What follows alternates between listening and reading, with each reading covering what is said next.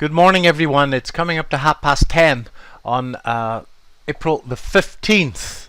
I hope you all had a good Easter break.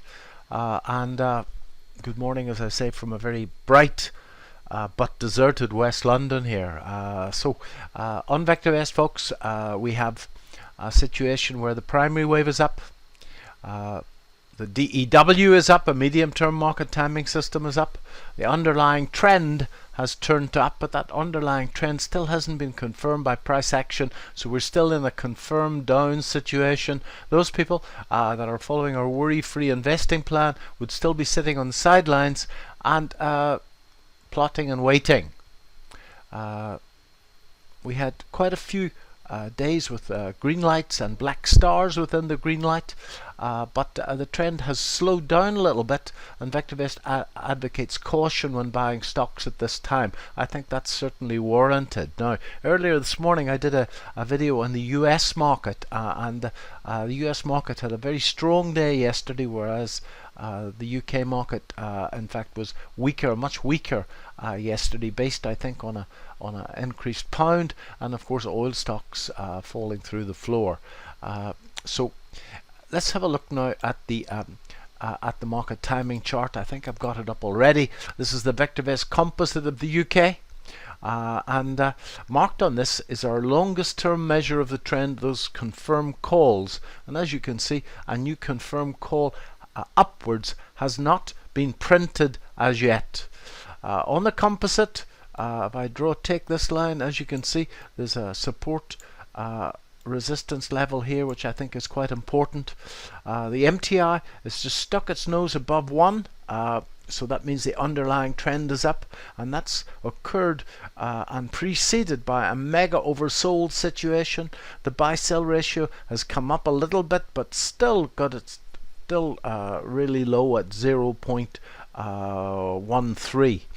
So many more companies on a sell recommendation than on a buy recommendation. Now, in the US market, there's a similar support has now become resistance, and also on the US market, the stochastic, which I'm going to put in now, is in a bought situation, and we're seeing pretty much the same situation in the UK. I'm going to get rid of the MTI for a moment. I'm going to get rid of the buy-sell ratio for a moment so I can look at the stochastic. The stochastic is an indicator that I know really well. It was taught to me by the chap who came up with it, a guy called George Lane, way back in the mid-1980s.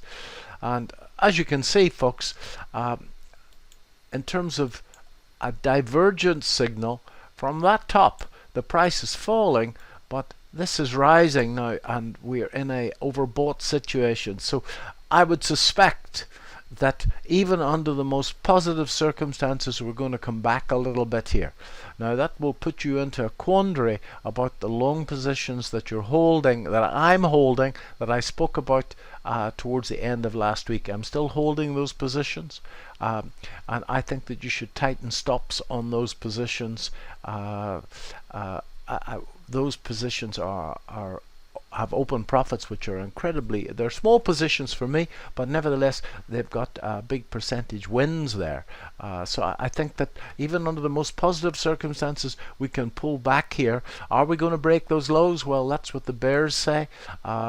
But certainly I think that we're going to get a 3 to 5 day pullback, and a pullback until the stochastic gets back below 20 again, and that'll be a time to actually start to look at buying some stocks again. So very important couple of days. I think if we can break these levels, then we can move ahead strongly. I think the level on the S&P 500 that you should be looking at is 2800, 2850, certainly above 2875. Then this market will absolutely fly, folks. The Fed, as you know, has put a huge amount of money into the system. Never fight the Fed is an old axiom of markets. They put so much money into the system. It's a bit like filling my bathtub up with a fireman's hose, a huge amount of water into the system. Maybe that's what the system needs. We shall see. But I still think we're going to get a 3 to 5 day pullback. Those of you that have bought high RS stocks may wish to ride that out, and those of you that have in fact traded this rally in what is probably a rally in a bear market. Those of you that have traded that with spread bets and the like should, with any form of leverage, should be thinking of taking your profits, should be certainly pulling stop losses up relatively close to the market to lock in profits. It's Wednesday. I'll do another one of these on Friday morning. I hope this helps. Watch your stops. Bye bye.